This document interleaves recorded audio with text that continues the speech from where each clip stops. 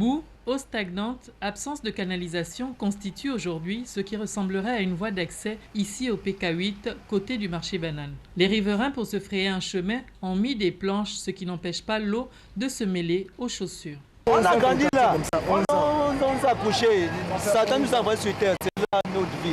Combien de temps encore? On a déjà des enfants là, je ne comprends pas ça. Ça sort en Zayon, un monsieur qui a construit la maison, qui a construit une maison en route. Les riverains se posent toujours la question de savoir à quand la fin des travaux.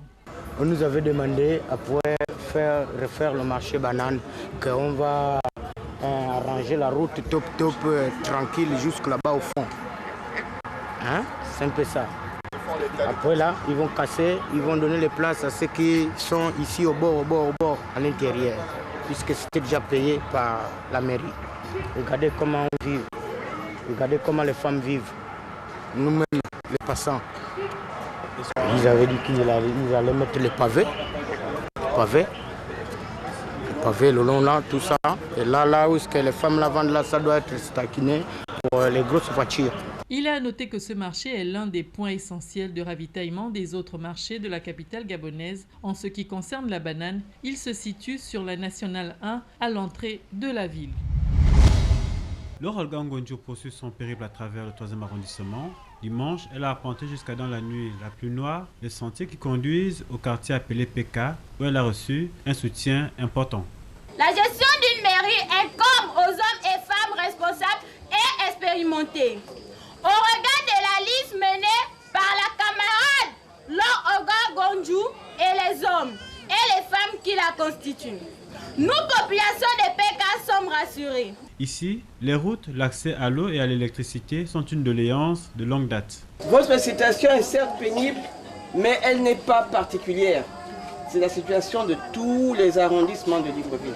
Du moins, dans notre arrondissement, tous les quartiers sont logés à la même enseigne. Cette situation implique de donner à la municipalité des hommes et des femmes capables. Et c'est le 14 décembre qu'il faudra les choisir, a rappelé la tête de liste lors de son passage à Nambakele.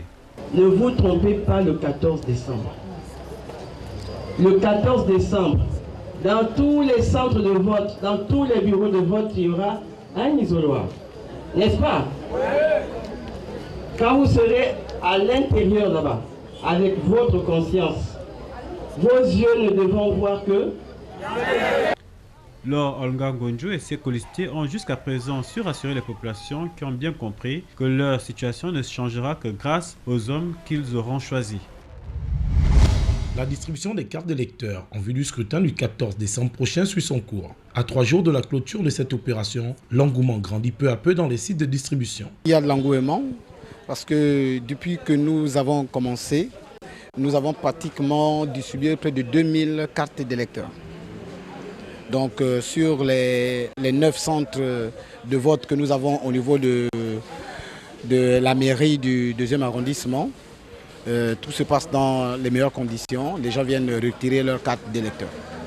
Il y a de l'engouement, mais c'est aux heures du travail. Quand les gens sortent de leur maison, le travail s'arrête pour récupérer. Et dans l'après-midi aussi. Les événements, selon les responsables des centres, se déroulent sans incident majeur. Non, pour le moment, ils n'avons pas de problème. Ceux qui apportent leurs cartes, leurs récépissés, retirent leurs cartes. Il faut retenir que l'opération de distribution des cartes d'électeurs prendra fin le 12 décembre prochain et que les errements des premiers jours ont été corrigés.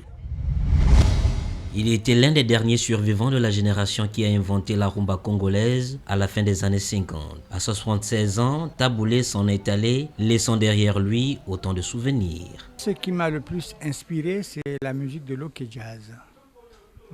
Parce que Rochereau, lui, il était un peu plus langoureux.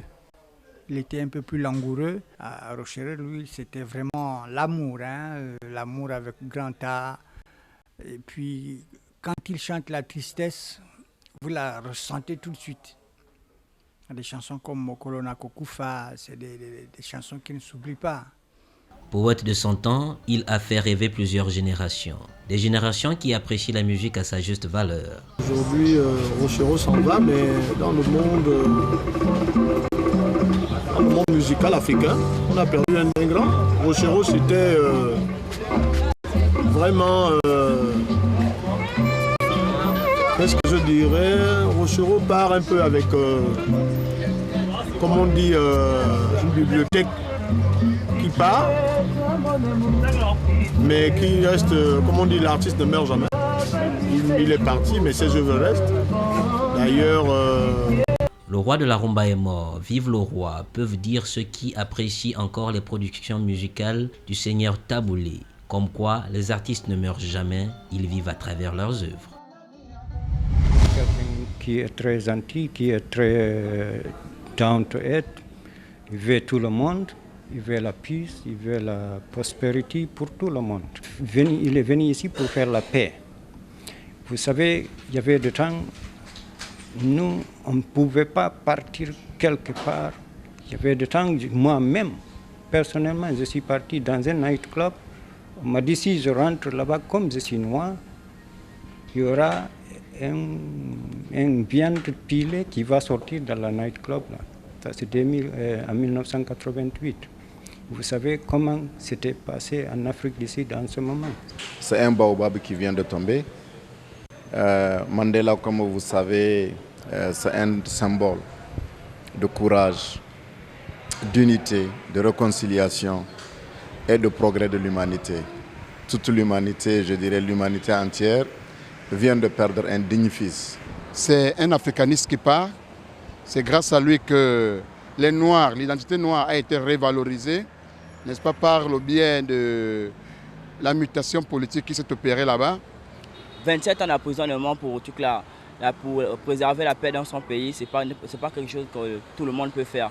C'est quelque chose qu'il faut respecter et il faut toujours respecter à vie. Et je pense que Nelson Mandela a fait quelque chose de grand et qu'il va toujours rester dans les mémoires des jeunes Africains et de tout le monde.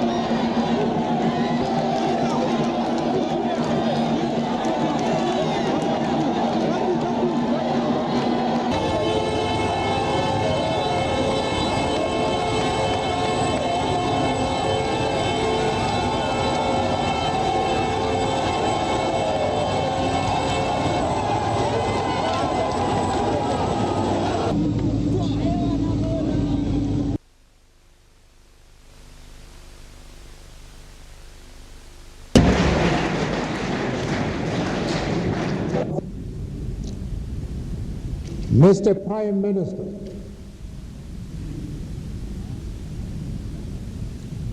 and members of Parliament,